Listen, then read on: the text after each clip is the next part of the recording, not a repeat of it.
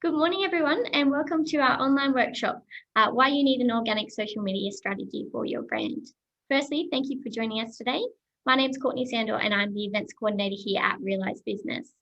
Realise Business is a leading social enterprise empowering people to successfully run a business. Through our events, we bring our advisors, presenters and members together to share their expert knowledge in the interest of helping each other to learn and grow to their highest potential. So we've partnered with the Northern Beaches Council to provide this digital solutions program. I'd like to welcome Deb from the Northern Beaches Council, who would like to welcome everyone to the program.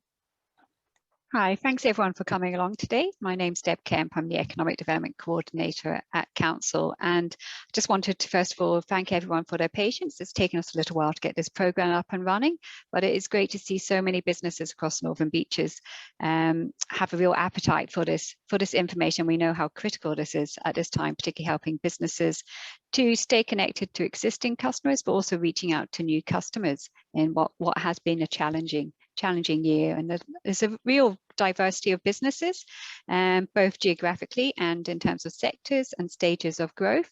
So I'm hoping this might be an opportunity to connect with some local businesses as well, and just to share some experiences. So hopefully this will be quite an interactive session. And as we've mentioned, we've got 6 modules which we'll be working through, as well as a little bit of homework. So it'd be a great opportunity to build up this knowledge together. So I look forward to speaking with you guys over the next 6 weeks. Thanks. Perfect. Thank you so much for the introduction, Deb. We're looking forward to providing this program to everyone.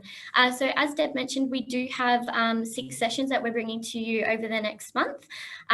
If you haven't already done so, we encourage you to register for all the sessions. So even if you can't make it live on the day, we really encourage you to still register, and that way we know we can send the recording to you so you can view this in your own time. So we'll be covering the other topics coming up. So we've got learn how to build your brand online, email and newsletter marketing foundations, social media 101, marketing foundations, and everything you need to know about Google My Business. So through the program, we're also providing the opportunity for you to receive one-to-one business advisory through the federal government's ASBAS program. So ASBAS Digital Solutions provides small businesses with low-cost, high-quality advice on a range of digital solutions to help them meet their business needs and grow their digital abilities. So if you would like to book in your first free session, you can contact the office or simply reply back to a thank you email you receive in coming days. So before I throw to the presenter, just a couple of housekeeping rules for the session. So we want to keep this as interactive as possible. I can see that a couple of you have your camera on, so please put your camera on, and we want to keep this as interactive. Please also have your mic on mute unless you are speaking. So you can ask questions via your mic, or you do also have the opportunity to ask questions through the chat box. Ask questions at any time. Let us know if you're having any audio or video issues. And as previously mentioned, we are recording this session and everyone will receive a copy. So now, without further ado, I'd like to introduce today's presenter, Realise Business Advisor, Sarah Berry. Hi, good morning, everybody. My name is Sarah Berry. I am a business coach for Realise Business. This will be my 5th year with Realise Business, and I also run my own small business marketing sense. So I am a small business owner as well, like you. So I have to do all my own social media too. So I do practice what I preach. My goal really is to help you sharpen your strategy, tighten your focus, and increase your reach and grow your business. And the most important thing that I do as a coach is really give you strong marketing capability, not marketing dependency. So I know that when I help you make sense of all things marketing, and today will be social media, you're going to take that new clarity and feel more confident in your business to reach your biggest goals and flourish, even now in these COVID times. So I have 3 decades of experience, including hospitality, retail and professional services. And I know we've got a diverse mix of businesses on this call today. So please feel please feel free to ask your questions. I'm happy for this to be as interactive as you like. And if I don't have the answers to your questions, I will find out. And as Courtney pointed out, you do have the opportunity to have free advisory for one-on-one coaching on your specific business needs. My specialty is actually in transforming and building brands during a period of transformation and disruption. So even prior to COVID-19, I've been working on transformation programs.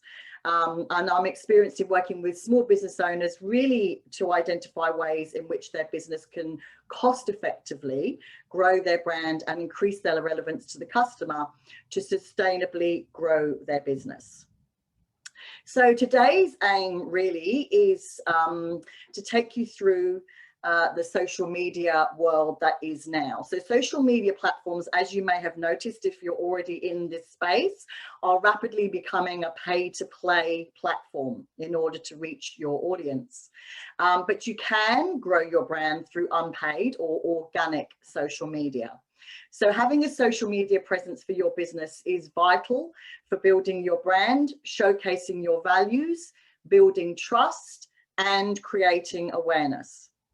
And the goal of today is to really help you to improve your unpaid social media reach and engagement, and also to begin to create an organic social strategy in a pay-to-play world.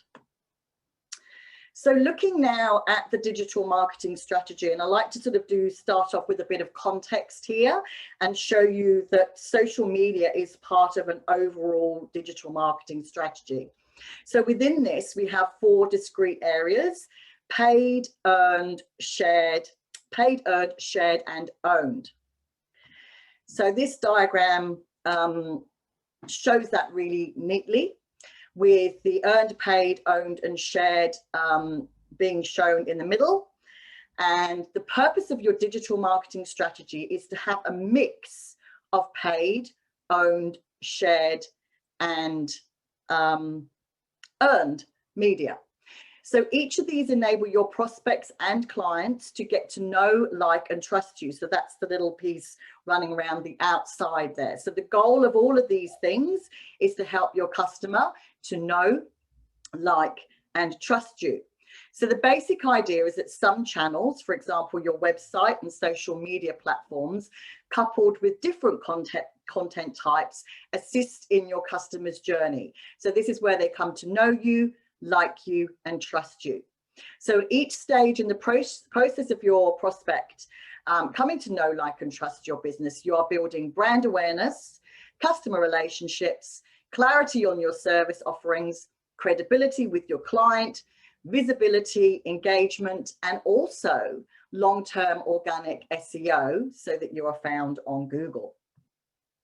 So looking closely at paid. So paid media, we're not going to be talking about this in detail today, but again, just to give you some context of all of the different media. Paid media is things like Google AdWords, Facebook advertising, and pay-per-click, or other types of search or display advertising.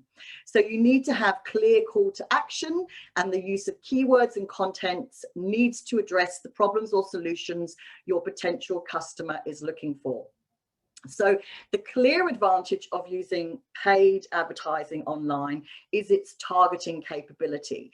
So Facebook and Google, as you would know, have access to a great deal of data on behavior that you can leverage when you're looking to target your customer. So you can also use that data to understand your advertising with a view to making it more accurate the next time. So certainly Facebook and Google can provide access to powerful resources that help you to make insightful business decisions. Secondly, we have earned media. So that is online PR and media relations. So if owned media sites are the destination, then earned media is the vehicle that helps people get there. So we often refer to this as the ignition or the fire underneath your content. So really, what good is a website or social media if no one is seeing or interacting with it? So this is where earned media comes in. Earned media is essentially online word of mouth, which is something I will talk about in a little more detail, usually seen in the form of mentions, shares, reposts, reviews, recommendations, or content picked up by third-party sites. This is becoming more and more vital as we progress in the digital economy, the idea of earned media. Then we have owned media. So this is your website, which is really at the center of all things digital engagement. It is your content hub and where you provide all the answers to your clients on their decision-making journey. So the more owned media you have, in essence, the more content you have, the greater your digital presence. So your content, including your blog, helps to boost your search engine optimization, improve your ranking, especially when you use relevant keywords. And your website is your opportunity to share everything you have identified through the marketing process. So what makes your organization or your business different, gives you an opportunity to clarify your services, address your clients' pain points, and really show how your clients' and customers' lives will be improved through the use of your service. And finally, the topic for today, which is shared. So shared media primarily encompasses using social media to distribute your valuable content. So it helps your audience to guide them back to your website. So really looking at any social media without a paid promotion is where shared fits in. So those of you that have been operating as businesses for a while will know that the wonderful free lunch that was social media has long gone. So to be seen on Facebook these days, you really need to be looking to prime the algorithm, which means a lot of effort on posting very engaging content before hitting people with your sell. So one thing I would say, and I said earlier that I have my own business and I do this myself, don't be disappointed if you're not seeing much love on Facebook. It is a pay-to-play platform these days, but that doesn't mean that you shouldn't post to show the personality and the personal side of your business. So posting on Facebook also helps with your SEO as well. So although we're not told this, I know from my own experience looking at my own analytics that posting on social media definitely helps with my SEO, which helps customers move and also helps customers move through their decision-making process. So you really are looking to use social media with the goal of building your company's brand. So if you can attract people to your brand with an undeniable social presence, it will get more eyes on your content and back to your website, which is the name of the game. So as I mentioned, we've got a number of obviously platforms, and they're growing every day. I know launched over the new year was another, and I'm trying to remember, it keeps coming up on my phone, there's another new platform that everyone's busy using at the moment, which will come to me. But you've got things like Facebook, Instagram, YouTube, Vimeo, Pinterest, LinkedIn. LinkedIn is really growing massively at the moment. Twitter, Snapchat, TikTok, to name but a few. So really what you do want to be doing is looking at each of those, and perhaps if you're just starting, you may want to test them initially and see which of those particular platforms work best for you. Again, that's something I'm happy to answer questions on if you have. Usually I can get a good sense fairly quickly of where some businesses are better off spending their time. But again, that is something that you can look to develop through your one-on-one coaching.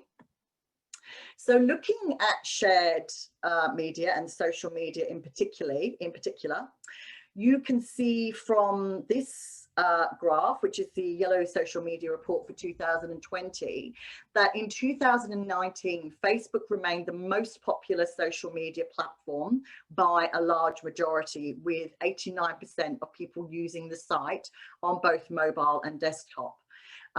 This is only slightly less than 2018 when it was 91%. And YouTube keeps its spot as the second most popular platform, watched by over half of Australians, which is at 54%. I'm expecting that to change a little bit moving into the 2020 numbers, given some of the things that Facebook have experienced over the last while, and also given that YouTube is becoming a much more popular channel generally. So I would imagine that's going to change slightly. Okay, looking at this report, we can see here, hopefully it's very small, but at the very top here, the vast majority, 83%, use social media as a way of staying in touch and catching up with friends and family. So this is by far the biggest reason for both men, 80%, and women, 85%, to keep an eye on their accounts. And it's way out in front of the next most common reason, which is sharing photos or videos at 39%. So when it comes to sharing on social media, women are more likely to post photos or videos than men. And then the other popular reasons for people to use social media include watching videos, finding or connecting with people who have similar interests. And I think that will also be growing during the COVID-19 lockdowns over the world, and catching up on news and current affairs, which is at 30%. So 14% of Australians follow the accounts of celebrities and bloggers. And this is even more popular for women at 20%, with 8% of men. So what we can see here more specifically is that being social is key. Okay, because right down the bottom, they're not quite at the bottom, but with only 11% using social media to engage with brands. So just remember that this is a social platform. So when you're busy running your business, it is impossible, as I mentioned, to find time to be active on every social media platform there is. So you do need to narrow down your choice. So just select a few platforms will enable you to focus your efforts and get the best return on your time investment. Now, I'm hoping those of you that are on the call today, I've actually got my workbook here printed out in front of me. I'm hoping you guys have as well. So at this point, I'd really like you to refer to page 2 and 3 of your workbook. Where I've noted down some more questions around understanding where social media fits in your overall sales and marketing strategy, identifying your target market, then understanding your target market needs, and then picking your platform. So question 1 in here says, social media is one part of the digital marketing mix. Consider, where does social media fit in your overall sales and marketing strategy, and circle which applies. So you want to promote the name of your brand and business. You may want to tell customers about your goods and services. You might want to find out what customers think of your business, remembering that this is a two-way platform, okay? And this is one of the really great things about social media, is that people have the opportunity to comment, and you can use it for what we call social listening. You can also use it for attracting new customers, building stronger relationships with existing customers, and also providing support and enhanced customer service. And it's this actual last point that a lot of businesses miss out on. You know, there are ways that through DMs on Instagram, through Messenger on Facebook, there are ways that people can now communicate with you. I know that I love to connect with all my local restaurants and cafes and make my bookings with them using the Facebook chat. And there are a couple that actually have on their website that they don't check their Facebook. And so I feel that that's really a missed opportunity, because you know, this is a platform that people are actively using. They have it open on their phone as an app, and you know, to not be using the actual communication channels that also come through these platforms is really to be missing out. So the other aspect of this is really identifying your target market. Hopefully, I believe there'll be a session probably that goes into a little bit more detail on this, but really you want to be thinking about, and this is all in your workbook on page 2, you want to be really thinking about your, what we call your buyer persona or your avatar. I'm sure some of you have already done some of those sessions, but this is really where you want to bring your person to life. I always say in my coaching sessions, have a whiteboard. I've actually got a portable whiteboard myself. And I do this even in my own business. And sometimes you'll have more than one persona. And you really want to give them not just an age or, you know, a geographic area. You want to give them a real life personality. The more you bring your target market to life, the more accurate you're going to make your actual communication, which will then resonate and be more engaging and relevant when you're actually posting to social media. So this bit is really, really critical. So, you know, sure, we're talking about, you know, what do they do for a job? What's their career path? Do they have a family? What's their age and income? Where do they live? How do they get their information? You know, are they reading books? Are they online on particular Facebook groups? Facebook groups is another really, really powerful way to interact with existing potential clients. And also, what are their goals just in life generally, but also where that intersects with your business? What are they trying to achieve? We call this nowadays jobs to be done. What are the jobs that these people are trying to do? We all know that in our lives, we've got busy lives and, you know, constantly growing to-do list. So how is your product or service or business or brand going to help this client or customer get their jobs done in their day-to-day life? Also think about, what is a typical day in their life? You know, what does their life look like? What are their daily challenges? And think about their purchasing decisions within that day. Also then within that, you want to be considering, how can we actually help our persona, our client or our prospect to achieve their goal? How can we help them to get the jobs done that they need to do every day, every week, every year, depending on what type of product or service you have? How do we help this person, this persona, overcome their challenges and also do business with you? So sometimes there'll be hurdles that someone will put in place. They don't know you, they've never come across your business before. How are you then going to address those problems and get them to purchase with you? And then think about, one of the ones that I love more than anything and I find really valuable is that real quote.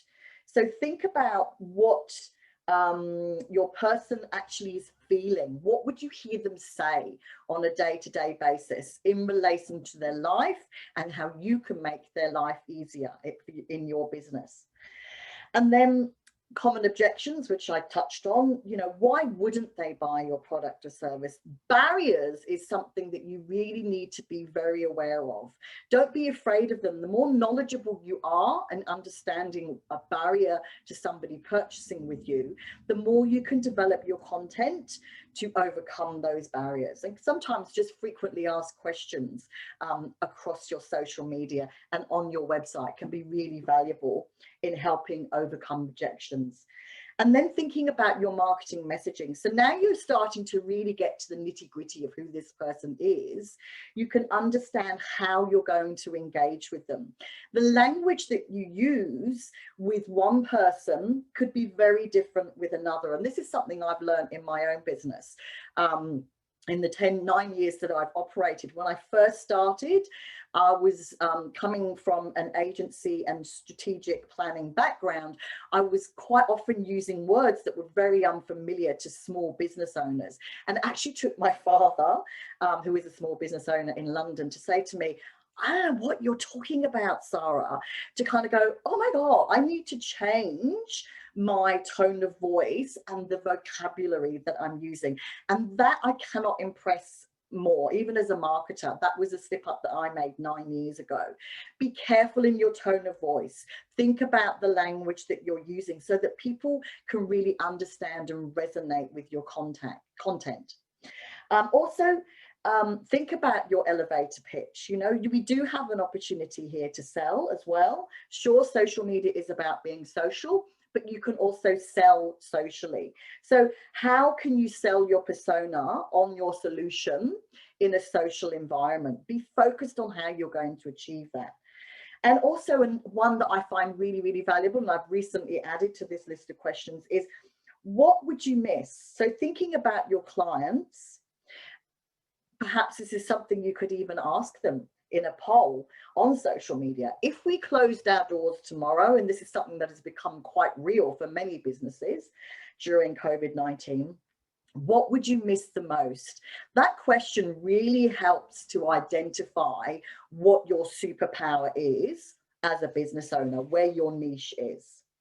So you'll find in your booklet, there's a nice colourful, if it's been printed in colour, but on the screen you'll find it's a nice colourful grid with all of those questions in there. So I urge you, if not now, but sometime today, even if you just start this process and pin it up somewhere on your notice board and add to it.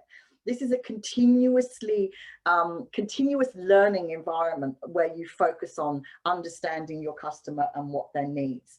Then when you know this and you start to feel comfortable with this, then you can decide your platform. So I've had one client in particular that comes to mind in the last couple of weeks that have been really struggling on her social media, both in a paid and in an organic capacity. And when we actually did this exercise, which she had never done before, horrifyingly, what we realized is she had been busy actually spending money and using Facebook. And what we determined actually through this buyer persona exercise was that her clients were actually all on Instagram. And we've since then switched platforms, done both organic and paid, focusing more on Instagram, and immediately she's seeing better results. So experimenting is important, but also knowing your customer and knowing what platform they spend most of their time on is really critical. We've got very few business hours in a day to work on our businesses, so we really do need to make that count. Okay, so moving on. So this is your social media funnel. Feel free to take a screenshot. This is something that I now use. I've developed this obviously for you guys, but I also use this myself in my business. So this basically is a funnel, okay? And at the top of the funnel, the goal is to grab the attention of your audience and create a strong first impression. So some of your content has really got to be focused on building awareness. Further down the funnel, we have engagement. So the prospect is now aware of your brand, and now the goal of your content or your social media content is to then nurture, engage, and be memorable. Next is acquisition. So this is the part that we're all interested in as business owners, right? So this is the crucial stage where we're going to try and nudge our audience to take action and make a purchase. Next down is loyalty. So we often talk as marketers about how cost effective it is once you've, especially with digital marketing and paid digital, once you've paid to acquire them, you want to keep them. So we often refer to the lifetime value of a customer. If you ever do any paid advertising, that's something that you should always bear in mind, is the lifetime value of a customer will actually enable you to understand how much you should spend to acquire them. So in acquiring them, you then want to make sure they stay with you because they've cost money to come to you. So you want to make sure that you make them loyal. So once a customer have purchased, you then need to work to retain them. Your organic social media really can work hard to maintain loyalty. And finally, advocacy, which is like loyalty on steroids.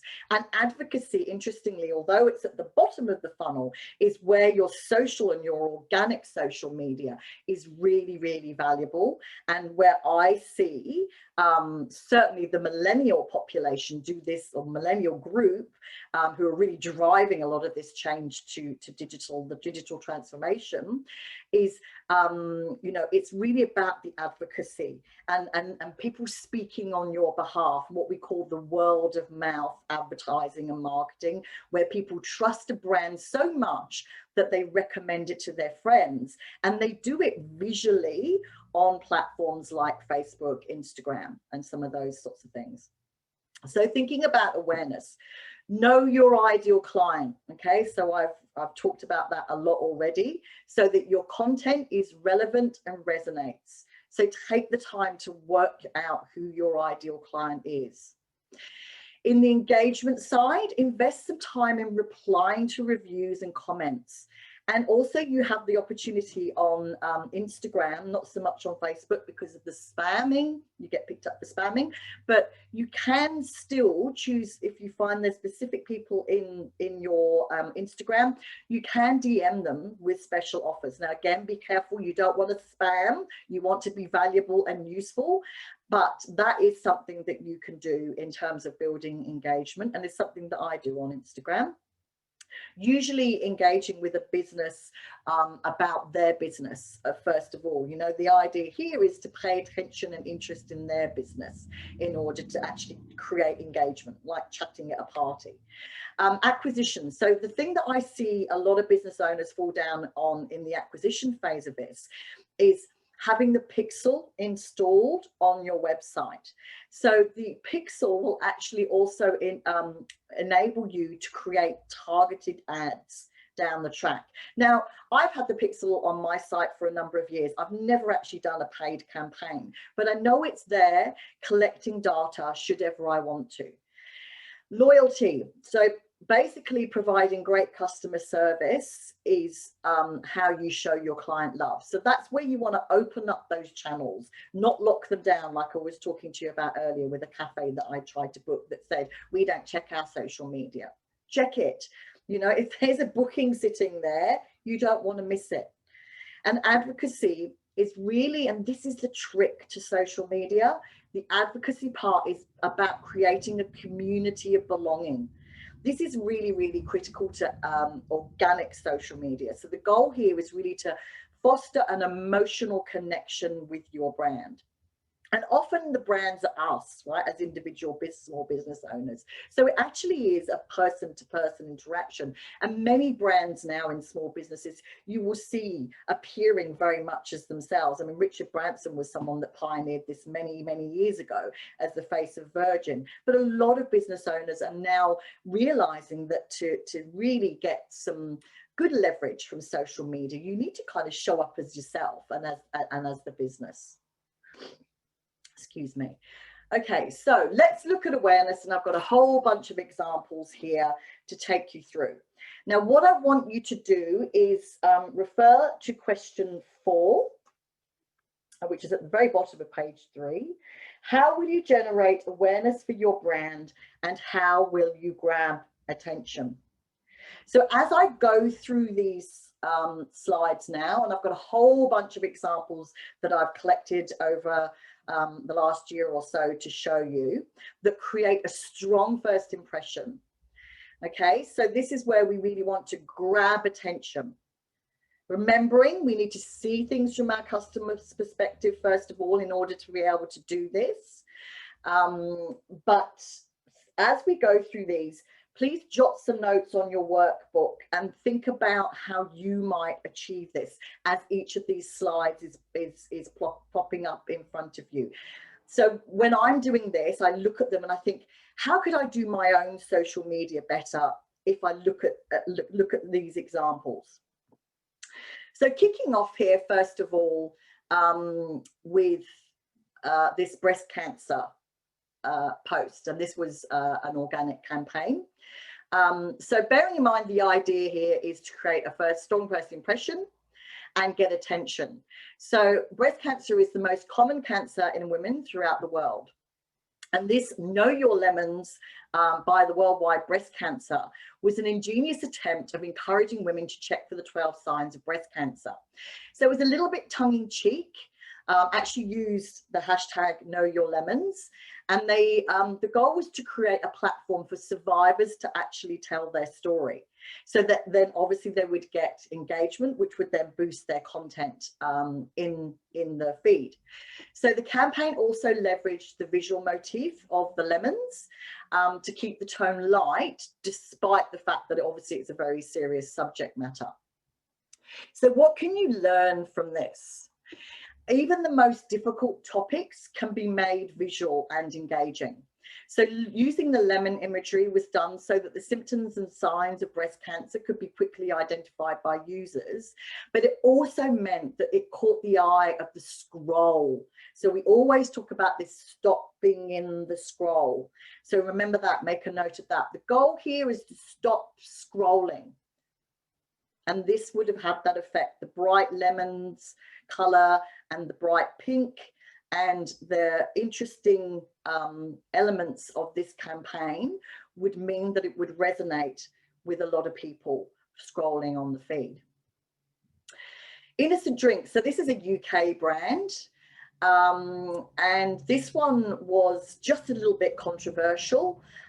In the content said, we've made a new drink, it's blue, it's tasty, it's blue, it's good for you, it's blue, it's made from apple, lime, guava and coconut water, it's blue, it's boosted with vitamins, it's blue, it's the perfect subject for a Venn diagram. Oh, and did we mention it's blue? So over 3,000 people took to the comments to insist that the drink was in fact green, not blue. But Innocent didn't stop there. They then engaged Duncan James of the iconic 90s boy band Blue, which many of you may remember them, to appear in a video reasserting that the drink was in fact blue. So again, just cheeky, a little bit irreverent, but a really good way of creating that interest and engagement very early on. And of course, getting people to comment, which is how other people get to see your content organically. So another really great example of building awareness is the iconic brand Starbucks. So these guys really do know how to attract new and younger customers and really show that as a brand, you've got to continuously innovate. And they're always launching novelty, limited time products. And they use social media to build hype around it. So this particular one, I think that was about 2 or 3 years ago, probably more like 3 years ago, is the unicorn frappuccino, when unicorns were all in, you may recall. So it's a really great example of an awareness style campaign. So Instagram for this was the actual focus, and it ran for a very short period of time because the frappuccino was a limited availability. And during that time, their entire feed was adorned with these bright colors, glitter, and all things unicorn. And obviously the campaign was very successful. Lots of people then rushed out to get the unicorn frappuccino. So this is really about campaigns that build themed products and scarcity, such as a limited time unicorn frappuccino, as a fantastic way to generate user-generated content and engagement. Now, I saw this ad because I was following Starbucks, and I actually contacted, I'm not a huge Starbucks fan generally, but at that particular time, my daughter was a big into the unicorn thing, and I think it was probably during the summer holidays. And I contacted our local Starbucks in Sydney, and it turns out that they actually didn't do the unicorn frappuccino over here in Australia. So we never got to try one. Anyway, so another great way of getting awareness is video. So this is actually a platform called Wave. There's lots of different low-cost platforms that you can use to make cost-effective videos, short videos, really easily. Another one is that I have used for a number of years and is actually a Tasmanian startup called Biteable. And there are actually other platforms that take blogs and create videos from blogs. I must admit, the AI that are used on a lot of them that I've seen is not very good at this point, but I would imagine is only going to improve with time. So often if you're going to try and create a video from a blog, there will be a fair bit of editing that you need to do. But, you know, there are options that are still there, and wave video is one that I've heard is very good. So we all know, we should know, that the video is loved by the organic social media algorithm. Okay, so both long form and short video are amongst the most shared content, going back to the slide I showed earlier, on social media. So I know from personal experience that that's the case, but specifically we do know that around 12,000% more shares with video than text and image updates. So that's just something to bear in mind. And I know a lot of businesses that I work with can quite often get a bit scared about doing video. I would set yourself a challenge. That's something I did a couple of years ago. You need to get visible as a business owner and presenting, and that it could be a sort of video that you might do, but also creating videos maybe in reels and some of those sorts of things on Instagram is a good quick way of really bringing your brand, product, service and business to life. So Instagram Reels, talking of which, so Instagram Reels allow you to create short videos via the stories feature. So this is obviously on Instagram. So it's actually launched in August last year, and is still the latest thing. So we do know that the Instagram algorithm is still favoring Reels, which means that Reels are shared to the Instagram Explore page, which is a way of getting new followers for your accounts and basically eyes on your content. So Reels really are bite-sized videos that are actually created within the Reels platform. I would say generally no longer than 15 seconds long. And they're fast and they're snappy. So the idea is to really get across one key idea or message. And like I said, the algorithm is currently favoring these. This was actually one that I wanted to show you, but unfortunately the way this presentation is, I have to come in and come out again. But this is Shop Kirsten, and what she had done here was just her. And it was a very short video talking about what she does in her role. The other, the other thing that you may want to consider is also going live. Going live is still something that is really favored on Facebook, and you can go live in a group or in your group if you have one. So this is mine here, Making Sense of Marketing, or on your page. So really the idea of doing this is because you want to encourage that two-way conversation. There's actually a couple of clothing influencers that I follow, and they have, you know, constantly, as the live video is being broadcast, they have a lot of people commenting on products. This is invaluable for a brand. You know, do we have that in that size? Is it available in this color? So that two-way interaction that you get from live, plus also the algorithm really favors video. So that interactivity is really valuable for organic content. So that just covers that one off. This one here, so so this one, that's right, this was for NIDOC. So we do know, and some of you may already have them, there are lots of free social media calendars available. I get one through a business called Naked Digital Marketer, and I get sent a monthly, you know, these are the days that are happening, you know, Fairy Frost Day, or as it was just last week, World Environment Day, some of those sorts of things. So subscribe to some of those. They're really good for just giving you that content just to create at the beginning of the month. So this particular one, like I mentioned, was for NIDOC. It's actually for the Australian Indigenous Fashion Instagram page. And was using it really to foster support for Indigenous fashion off the back of NIDOC Week.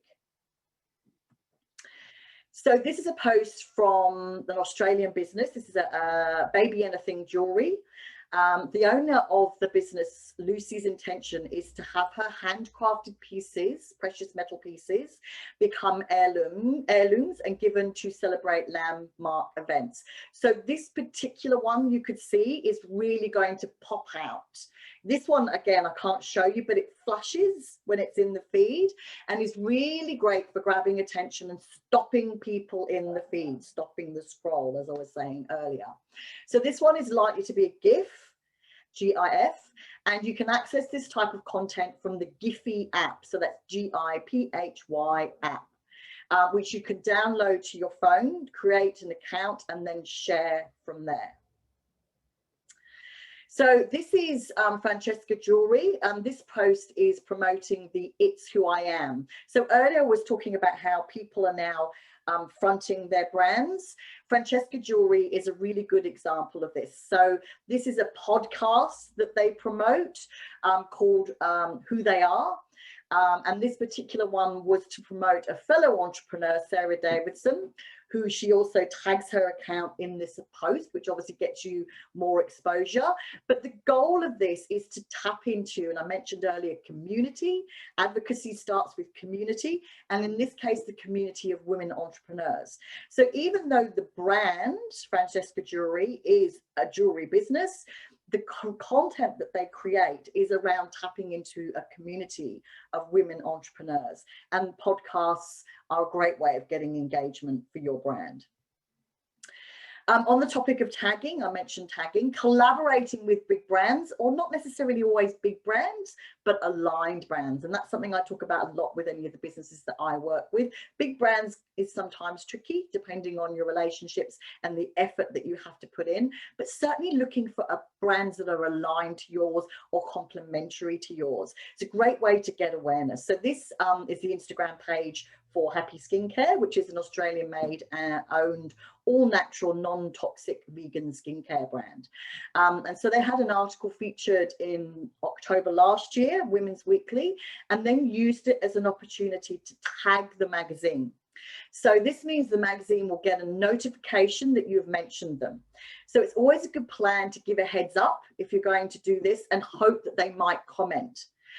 Which is great for your brand's social proof. So Happy Skincare also hashtagged Women's Weekly so that they would show up in the Women's Weekly's tagged section, which also increases brand awareness. So these are things that you just need to experiment, play with, and get yourself a little bit more familiar with.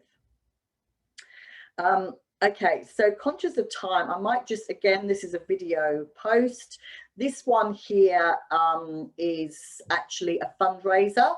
So a lot of businesses now are looking to create social purpose within their business. That's very popular. So this was actual a donation of $1 from every sale of this jewelry brand to a life-changing project. Okay, so moving on, engagement. Courtney, did you want to see if there's some questions in there now that I might field before I move on to engagement? Yeah, so we had a question come through from Carol in regards to live reels. So she was just inquiring, are they only available for a short time? So the reels are, they stay. So you're talking about ephemeral content. So the stories disappear after, I think it's 48 hours, but no, your reels stay. So once you create the content, it does stay. Yes. So answer that. Thank you. Okay. So moving on. So engagement. So the customer is now aware because you've done all of this fabulous awareness content, and they're now aware that you exist as a choice among all the other brands offering similar products or services. So it's now time to nurture and validate some of those leads. So obviously engaged customers are more likely to remember your brand and buy from it. One of the things I would say here too is consistency. What I've noticed is I will be following some brands. Sometimes they're clients of mine because I follow all of my clients. You can imagine my feed after several years of coaching, and I pay an interest in what they're doing in their content. And what I've noticed with some people is they'll start creating it and then they'll drop off, and it will be just that time where I'm thinking and I'm coaching someone and I think, oh, so and so has got a product, and you know, my memory not being what it was, can't remember the name of the brands in this sea of brands. And of course, half the reason why I can't remember is because they've suddenly stopped posting. So be consistent, even if it's only really you want to be shooting for 3 times a week if you can. If you can't, at least be showing up on a regular basis. Okay, because otherwise you quickly get forgotten and your space gets taken up by someone like your competitor. Okay, so we did talk about the fact that, you know, organic reach obviously has been dropping. But one of the things that you've got to see here too is that you will notice, and I know that the insights for Facebook are going to be changing. This is something a lot of social media managers are talking about at the moment. So that's something to stay on top of. But you can actually see when someone has viewed your page. So I know that quite often on my page for Facebook, I really maybe only get 1 or 2 likes on some of my content, but I can see that people are viewing my page. So it's part of their decision-making process when they're evaluating my brand. They're looking to see my content. They're looking to see, you know, that know, like, and trust aspect. Okay, so 5 tips for working with the Facebook. Oh, did I skip the workbook question? Yes, no, it's here. Okay, so refer to question 5 in your workbook now. So engagement is really all about starting conversations that get people talking to each other. And of course, some products and services, businesses and brands are more amenable to creating those conversations. I will admit that, right? There are some brands that work better organically than others. And that is a conversation, you know, that you should be having. In terms of talking about, you know, reward and effort, whatever you're doing as a business, you want to be making sure that, you know, the reward and effort is there for you. So it's possible that maybe, you know, organic social media may not necessarily be for your brand if there's other ways that you feel we're going to benefit your brand more in terms of reward and effort. But I feel personally that you need to be at least on one platform for that customer experience perspective that I was talking about. People expect your business now to be on at least one platform and be able to be approached and engaged with easily. So you also want to be making sure that you're posting when your audience is online. Don't post content that will get you down ranked. If you're gonna post videos, you can actually post videos longer than 3 minutes, but just make sure that they are of good quality. And like I was saying before, post often and consistently. So looking at page 5 of your workbook, and this is one of the ones that I'm going to go through, have a look at a couple of the examples there. So there's an opinion poll, and there's a like versus share. So that's an either or type post that you can see in your workbook there.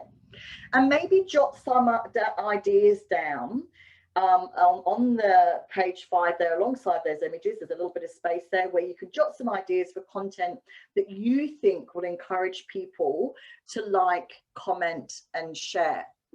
So moving on. So this one here is a competition. So this is Walmart in America. And this post has really very simple options, 2 very simple options that make it easy to engage. And I actually on this one love looking at the ice cream, 2 large, great, enticing images, making it really, really easy for the customer or the user to make a decision and vote. And this is the type of content that gets really good engagement. Simple, still good for brand, but gets really good engagement. Also with this one, there was seasonal relevance. So their choice of product was using this to promote ice cream in summer. So your fans on Facebook are already thinking, you know, about certain things. This is where also posting to particular days is quite valuable, but also within all of our business, we do have seasonal trends. So making sure that your content resonates with what your users are already and fans are already thinking about. And then re-engagement comes from this too. So this was actually a contest. So then people are going to come back to that particular page to see how the contest is going. So how to make this work for you. So just now, think, perhaps doesn't necessarily apply to all businesses, but most businesses, think of 2 similar products you sell that will appeal to people with different tastes. Okay, so obviously we're wanting them to be used in the same activity or in the same context, but think of 2 products or services that you can use that will be forcing people to try and make a choice and vote on something. So come up with something like that now, and maybe just scribble it down. Some of the things could be, you know, even as simple as Han Solo or Luke, Batman or Spider-Man, Facebook or Twitter.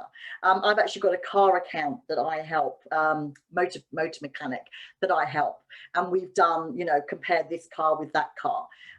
So some of those types of, some of that type of content could be really easy to put together and gets really good engagement. So jot that down in your notebook, workbook now. The other one is a poll, an opinion poll. So opinion polls, you know, really Facebook users, if they're engaged in something, they love to share opinion. So this large image here, the 4 options, makes it fast and easy for them to understand the poll and to vote. So the question here for Nordstrom is, you choose which studded flat is your favorite for fall. So obviously this is American, so for autumn. And then you get to vote and pick the one that you like. But obviously, of course, here they're also showcasing their shoes and their brand. So really smart. Sneak peek, another one. Be thinking while I'm talking you through, how might this apply to your business? This could be used not just in retail, but for a project or campaign you're developing, a product that you've just got in, or even on a blog that you're looking to promote. So 7 tips to saving. So this sneak peek idea is really where you can promote any upcoming development product, or even someone new that's joining the team with a sneak peek post. In fact, many social media experts use these posts weeks in advance of a release date. So they gain immediate followers, but also hype the product or service, and creates this intrigue and interest behind what you're doing. Sneak peeks. So think about how you might use those. And also remember, lurkers. Okay, so a large proportion of social media users are made up of silent users. So I was talking earlier about how you can see stats on how many people that have viewed your page. You know, people are looking, but they're not necessarily engaging. One thing I always talk about here is the difference between even countries. So you know, and age groups. So depending on where your product is, I know that in America, as opposed to in Australia and the UK, they're much more likely to be comfortable sharing their voice and opinion on social media, whereas we do tend to have more lurkers in Australia. So it doesn't mean that they're not consuming your content, it's just that they're not necessarily responding. Okay, so just remember the lurkers. They're still building a connection with you. They're still there. They're just watching quietly. Happy skincare again. This is another one, another great one. You can see here what I've chosen to highlight is the highlights. So those of you that are using Instagram, these little green, colorful, round stickers, happiness, blog post, skin type, this is where the highlights are. And these are great for engagement. So if you've got an Instagram account and you don't have these, think about getting some.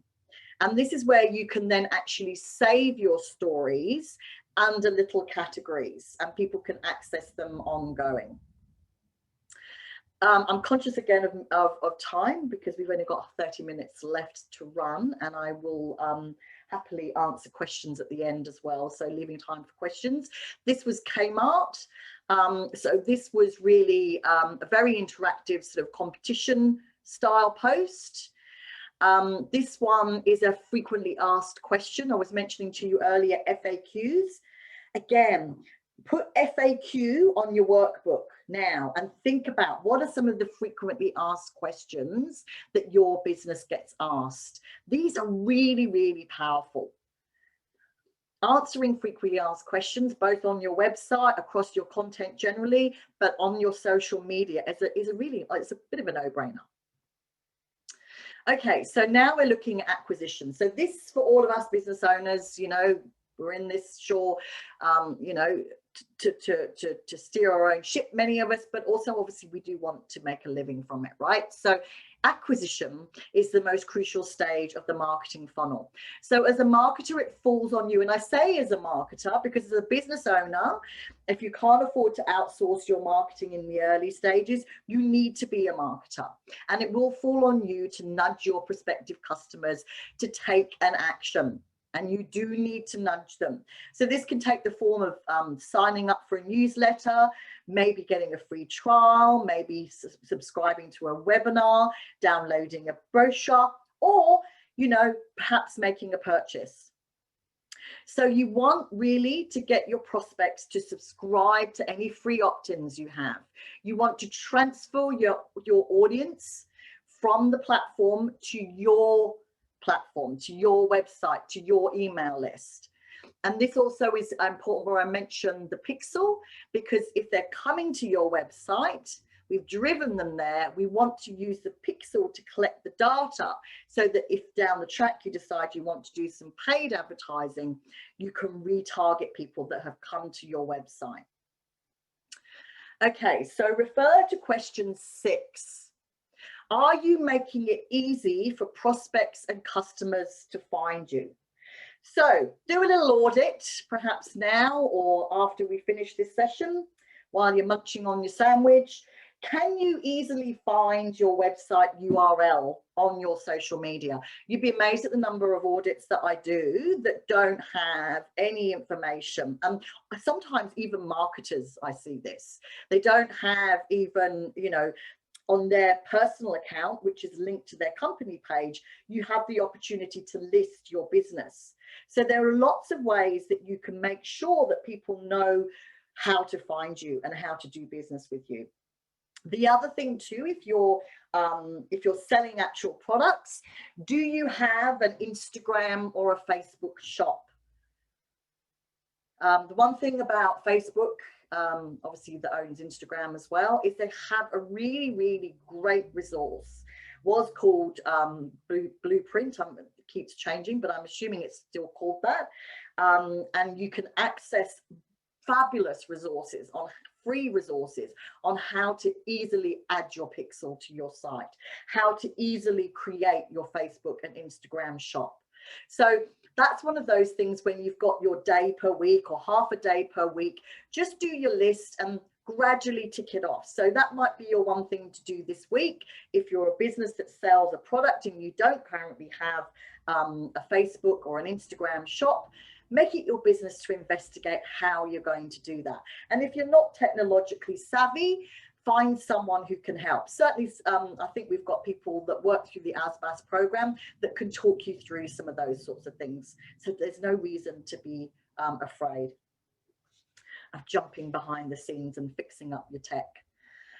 Okay, so I think that was the main thing that I wanted to address on question 6. Oh, and also, do you have a contact us button?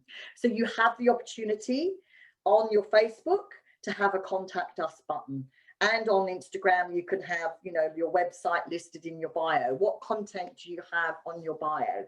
Also, this applies to LinkedIn and any other platforms that you've got. Okay, so moving on. So Glossier, love to talk about Glossier when we're talking about acquisition. So this is actually an American brand that pretty much built their business using social listening, and really took on the beauty business, and watched Emma Weiss, who started this business, actually asked questions about people's favorite products, and actually engaged them in the process of creating her business.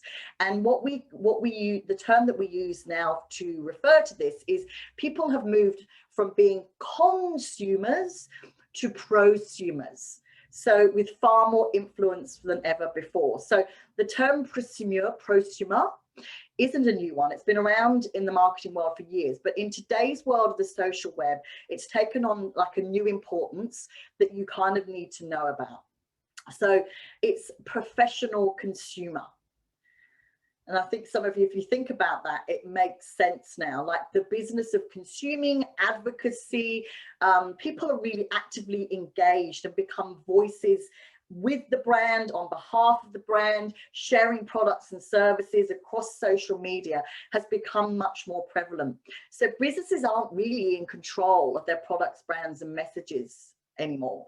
Now with social media, the consumers are becoming more and more in control of your brands and products. So thinking about microbloggers, micro-influencers, just people who are active on social media, they're the ones who are spreading messages and influencing demand for your brand. So they're the online influencers. So you need to kind of be a little bit aware of those. And this particular brand I'm highlighting here actually used this to develop their whole business. So back in 2017, they won the most innovative company because they actually were, Emily Weiss was actually able to develop her value of the business by actively seeking the advice from regular people.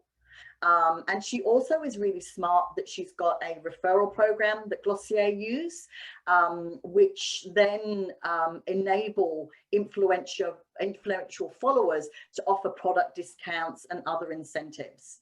So that's something also to be aware of. Okay, so the other thing I was talking about was making it easy for your prospects to find your website on social media. What you can see on your screen now is my Instagram, and this in the green with the 1, 2, 3, 4, 5, 6, 7 lines across is actually a free product called a Linktree. And this is actually sitting in my bio and enables people to link on that and can take them to anywhere from my Facebook page to my free challenge to booking a coaching session. So again, we need to make it easy for prospects to find us. Mentioned earlier, Facebook shops, and this actually is the page. So you can see here, this is where you can learn all about the power of commerce on Facebook and Instagram. So Facebook shops make it easy for businesses to set up a single online store for customers to access on both Facebook and Instagram. So it's free and simple, and you can choose the products that you want to feature from your catalog. So this is an example of that.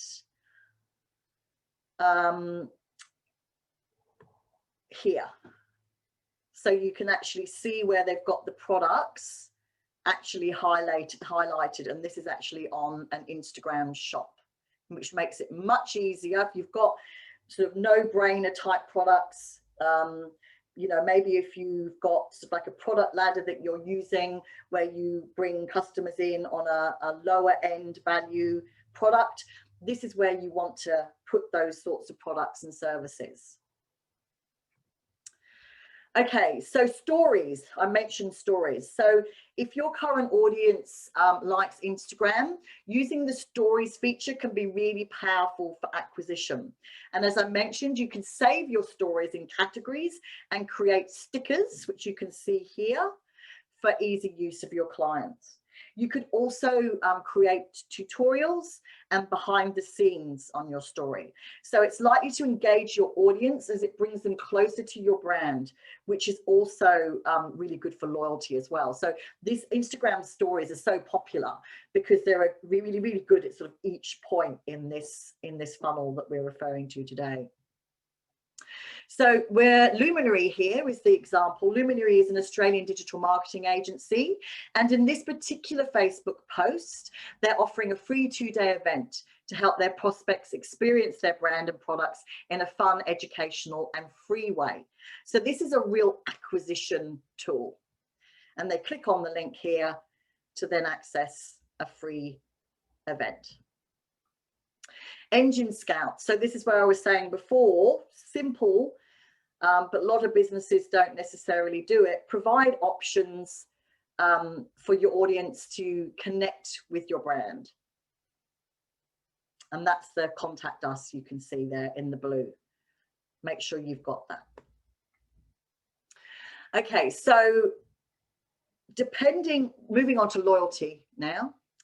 So depending on the industry you are in, retaining a current customer costs you 3 to 10 times less than acquiring a new one.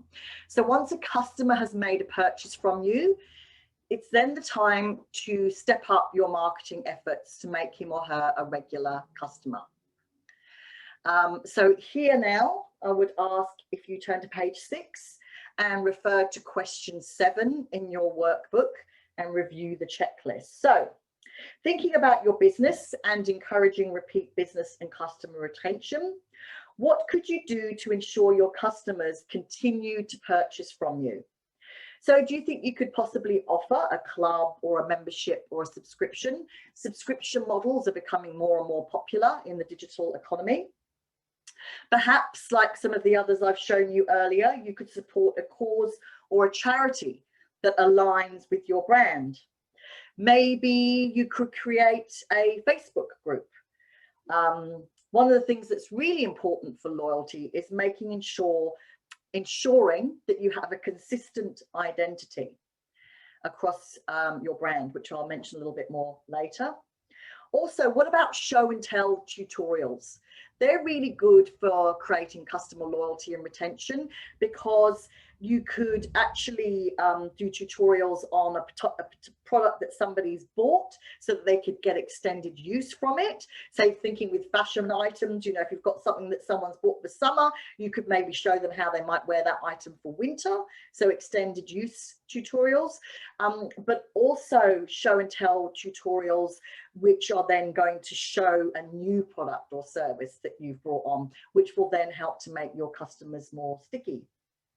One of the things that's a no-brainer for loyalty is sharing customer experiences, and we call this social proof.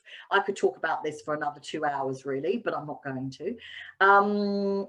But social proof is really, really important now. So that's really having customers speaking on your behalf.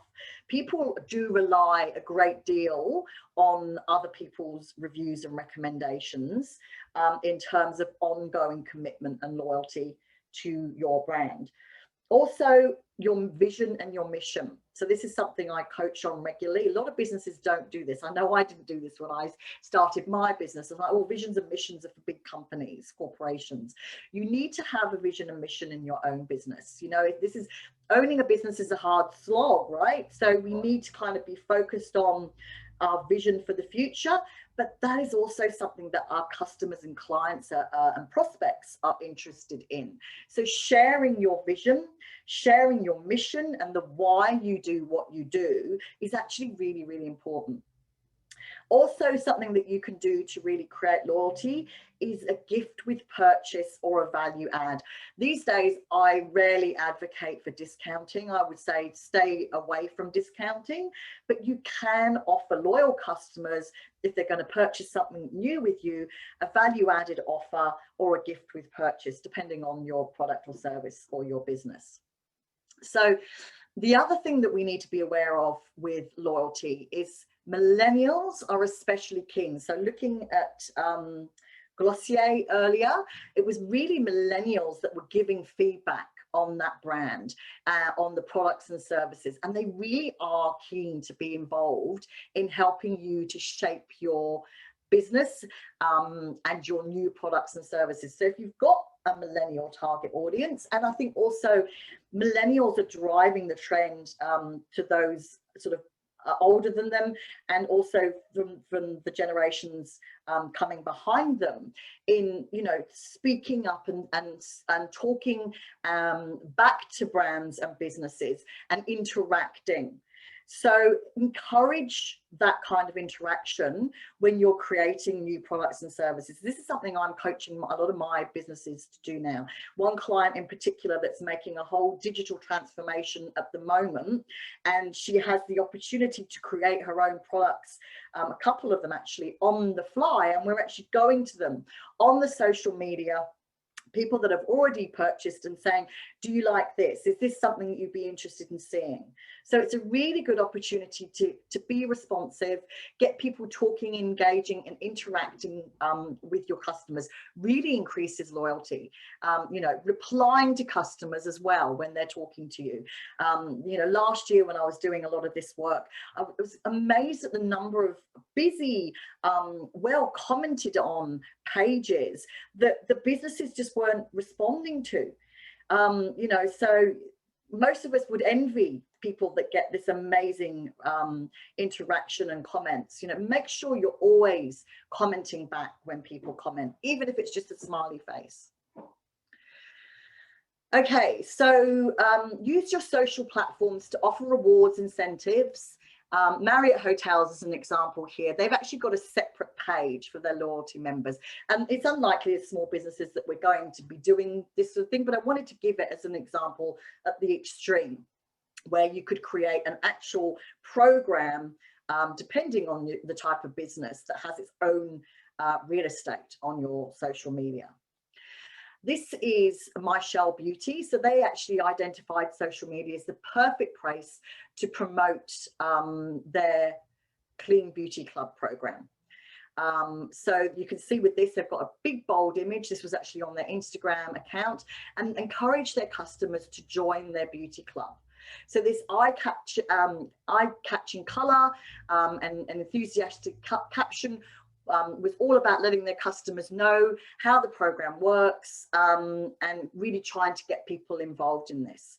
On that note, you can create these types of images really quickly and easily using a platform called Canva. I'm sure by now most people know about Canva. It was actually an Australian invention. Melanie Perkins is one of the co-founders, and it is a great platform. I personally use it for all of my content, have done for many, many years. So that's Canva, C-A-N-V-A. Okay, so this is Patagonia, one of my favorite brands for their social advocacy, and they've been doing this for a long, long time. But customers do want to support companies that share their values. So I was talking earlier about your vision and your mission. You want to be sharing your company's principles. Okay, people want to know what's behind the brand, and that's what encourages brand loyalty. So you will then encourage interaction from your customers that have similar beliefs. So, for example, I've got quite a number of clients now who work in sustainable fashion, and also eco-friendly sort of jewelry. And a lot of what we're talking about now is actually sharing that, which they hadn't done previously. So talking about the causes that they support, or charities that are close to your heart, and really unwrapping what your brand stands for, which is also sometimes about you as an individual, thinking about why you started your business. So Patagonia, like I said, been going for a long time. They actually started with a platform of environmentalism, and it's integral to their brand identity. And they're really at the forefront in terms of, you know, making environmentalism a part of their brand. So a good one to follow. Okay, 20:12, loyalty. So you can use your social media as an opportunity to offer customer service. So here is an interaction between someone who's posted about a flight that they're taking, and the airline has actually used this as an opportunity to interact with them. Hang in there, Scott, and you know, actually then is a good way of providing good old-fashioned customer service. That's the sort of stuff that makes people sticky. That's the sort of stuff that makes people loyal and stay with the brand. So people will switch brands following a poor customer service experience, and your social media is a big part of this. Going back earlier again to my restaurant, wanting to book you know, online for a lunchtime appointment, it's a poor experience for me if I'm not able to use the platform that I want to use to make my booking. So also private Facebook groups, a lot of work. Okay, don't go into this thinking that they're not. They're a lot of work, but they're also great for building connection and ongoing relationships with your customers. They're good for creating a one-on-one connection with your advocates to help them feel appreciated, and also increase the likelihood that they will stay engaged and active. So this is my private Facebook group, where I have a community of people that come on in and ask questions, and I provide interesting content on recent insights, trying to keep you up to date on marketing trends as they all change so quickly. So creating your own Facebook group is a good way to have one-on-one conversations with your customers and prospects. Also, we do know, and this is true, that content from groups is still being prioritized. So we talk about the algorithm. I don't know about you, I'm a member of many, many groups. I love groups, and I'm talking about not just in business, but also in my personal life. Buy, sell and swap. I'm always part of green groups where we recycle items, you know, books, baby books, you know, things that we've outgrown and that they're members in the community that you can pass them on to for free. So I'm really busy in groups. If you're not active in groups, I would recommend you start to be, but they're also a great place for business and brands as well. And I also have clients that have had the opportunity to do promotions in other people's groups as well. So it's a good way of also acquiring as well as building loyalty. Okay, so I mentioned earlier on your checklist here, point 1, 2, 3, 4 of point 7, have a consistent identity. So I've used my own brand here as an example, because one of the things I did say to you is I do like to practice what I preach. Okay, so when I turn up, it's always very clear in everything that I do across all of my social media. I have a consistent identity. That's really, really important. The number of people that I see don't have a consistent image or brand, and then it's not easy to recognize you across the platforms. So if I had a different image and different colors that was not the same as what I'd seen somewhere else, I'd be doing the, oh, well, is this the same business or was this a different business? So this is really, really critical. And again, all of this stuff was created using Canva, so it can be done by you. This also increases engagement, of course, makes you look much more professional. You know, nothing screams amateur like a mashup of design. Also, I mentioned earlier, brand recall. One of the reasons we post consistently is so that people remember our brand. And this, you know, having a consistent identity really strengthens your brand recall. So you want to be really focused on developing and maintaining your brand personality, because this will definitely eliminate confusion. And we know that there's a lot of confusion in the World Wide Web of things. So be consistent in your design and your voice. You may change your tone of voice depending on your platform, and that's fine, but as long as you're consistent. And, you know, to keep up with competition, being engaging and developing new leads, consistency really is key. Providing value. So this is a show and tell tutorial, and I urge you to look at these. You know, obviously one of the things that I do in my own business is I do follow other people that I believe do this well. So this is Kester Black. They're a New Zealand vegan and cruelty-free beauty brand. I do like to follow local businesses as well. When I say local, I tend to keep it within Australia and New Zealand. Being British, I do also follow quite a lot of accounts from the UK as well. But they're a good way of actually seeing people doing this well and also giving you inspiration. So I also urge you to follow some accounts, get active yourself, get immersed in what everybody else is doing. You can't sort of sit back on the edges if you want to do social media. Roll up your sleeves and dive in yourself. So the post caption mentions that there is a link in the bio, and you might see quite a lot of businesses do that. So they're going to, the video appears, but then they actually can see the tutorial in the sticker that I mentioned before. But in this particular instance, there also is a link in the bio, which drives the traffic to the website where they have an actual nail art tutorial page, which is obviously critical to nail art, right? People are wanting to know how to do things. So tutorials and show and tell, depending on the type of business you're in, are really, really good for loyalty. Also, I mentioned sharing client experiences. So sharing client experiences, this is Kayla from the Sweat program.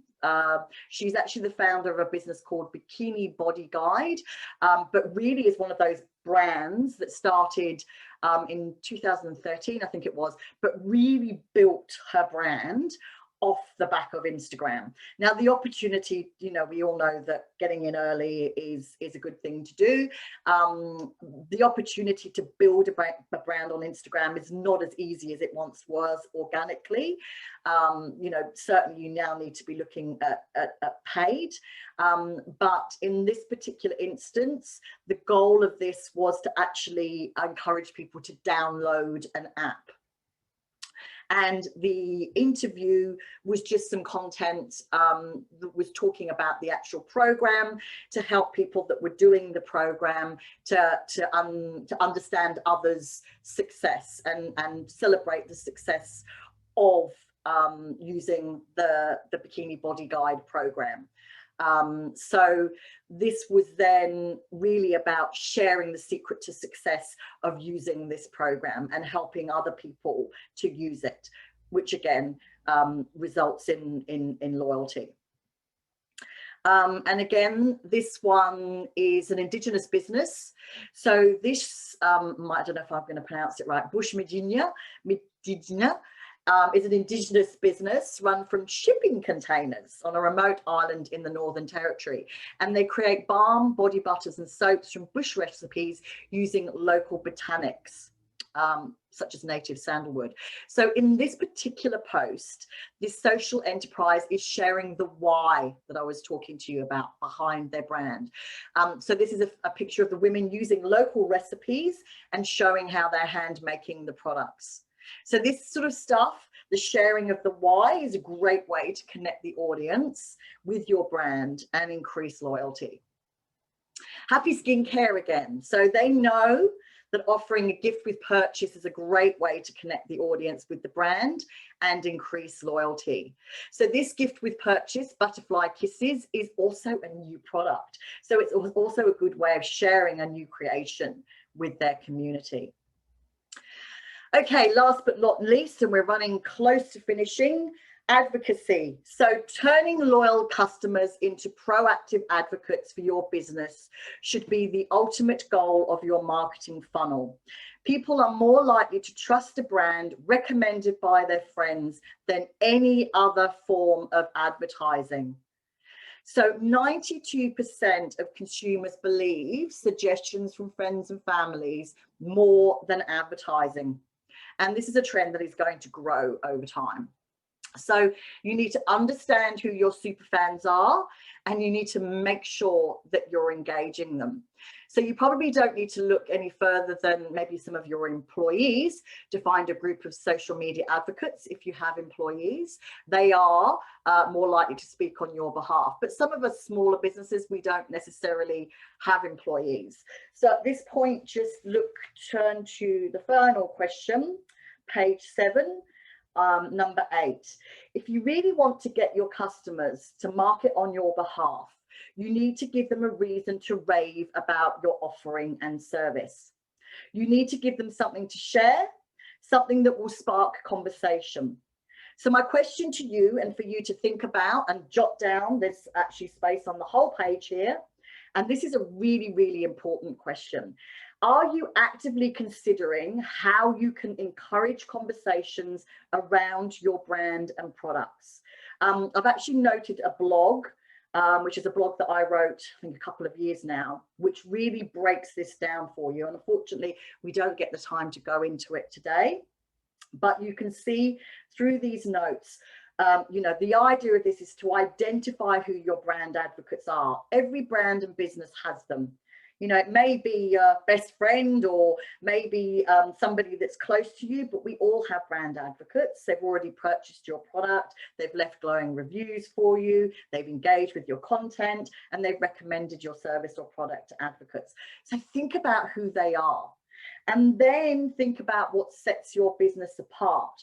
And then list one or two things that you think that people might say about you when your product or service, when you're not in the room. So I'm just going to skip over some of these because we have run out of time, unfortunately. But there's one or two that I've got, one in particular here, which is really, really powerful, and I would urge you to follow. So this is a business called Koala. Koala mattresses, as implies, are another Australian brand, and they really are one of the new generation of disruptive brands that are shaking up businesses. And what is their organic social media secret sauce? I mean, that's what we're all here today to sort of get a better understanding about, isn't it? You know, so to recap, one of the things I can say about Koala, and this is a business that I followed and case studied over time, is they know their customers extremely well.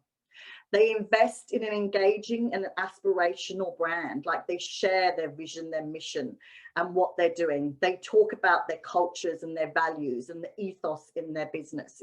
It comes from the ground up. It's built in their business. They develop exceptional end-to-end customer service experiences, and they use technology to deliver it. And when I say technology, Facebook is technology, Instagram is technology. We don't have to pay a lot. There's free channels that you can use.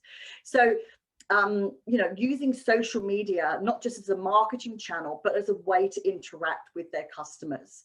And they understand the importance of building a solid brand, genuine relationships with customers, and creating an exceptional customer experience.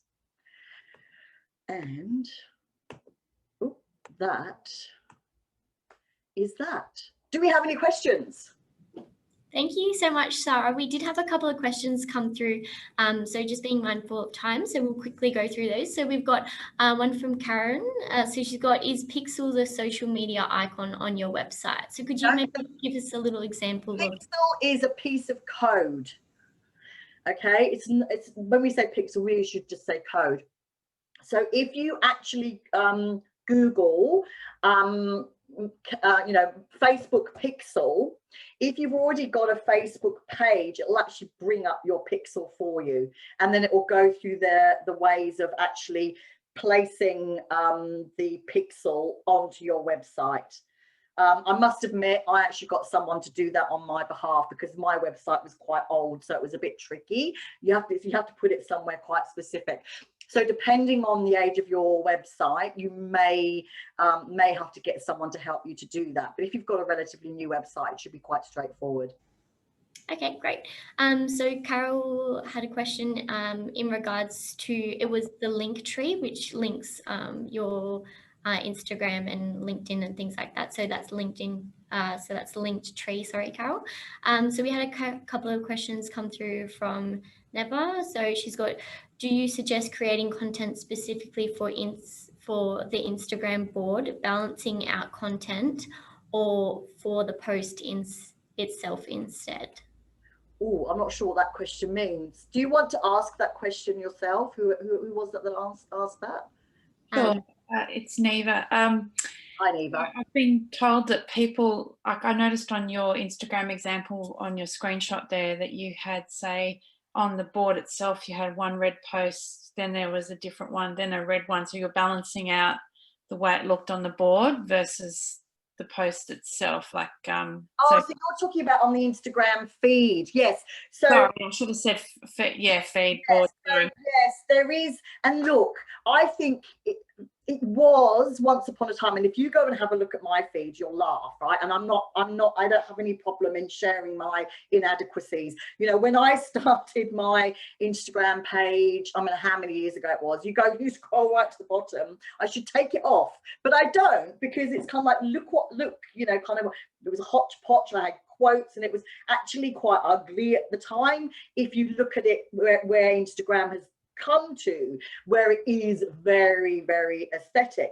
However, I do know a lot of businesses, very successful businesses, that have said to this aesthetic, I'm just going to post and I'm going to be me. So I guess my answer to that question is, depending on your brand, aesthetics, you know, how your page looks, how your feed looks overall, could be more important depending on what it is that you're selling, you know. So for a brand where aesthetics is very important, you know, maybe makeup, you know, perhaps if you're in fashion, that does become more important. But if aesthetics isn't key to your business, don't let it worry you too much. Does that answer your question, Neva? Yeah, it does. I work in marketing for Explore and Develop, so it's like early education and care. So just trying to work out that, because I've had various comments come through from different areas, and I'm trying to, you know, steer the marketing for it. But at the same time, it's like you know, it's kids, and kids get mucky and play, and, you know, all that sort of thing too. So one of the things that you can do is you can use Canva. To at least create, and I usually say to businesses that are feeling it's a bit of a hodgepodge, just create maybe sort of half a dozen, a quote, you know, an image and a text type post, a tip type post, and create some actual frames, so that at least you've got sort of that brand consistency. And then maybe if you're sharing your messy photos, if they're framed by your brand colors, that might bring it a little bit more aesthetic and consistency. Courtney, any other questions? It seems that's all the questions that we did have today. Perfect. Well, thank you for joining, everyone. Thank you to Deb. We do have that next coming sessions coming up over the next month. So as I did mention, you can register for those, and we will send out you the recording if you cannot make the live session. But thank you again to Sarah. If you do have any further questions, we do recommend taking the option to see an advisor, and they'll be able to assist you further and within your business as well. So thank you again. Deb, thank you. Did you have any final thoughts for today? I just wanted to thank everyone for the time. We really appreciate how busy you all are. So it's great for you to take this time out. Encourage you to look at that workbook, and, you know, while it's fresh in your mind, put down some ideas, and definitely follow up on that one-on-one support. That's one of the particular reasons that we're going with Realise Business. Then you can really tailor it to your particular business needs. So yeah, look forward to seeing you all hopefully next Monday. Perfect. All right. Thank you so much, everyone, and have a great day. Thank you. Bye. Bye.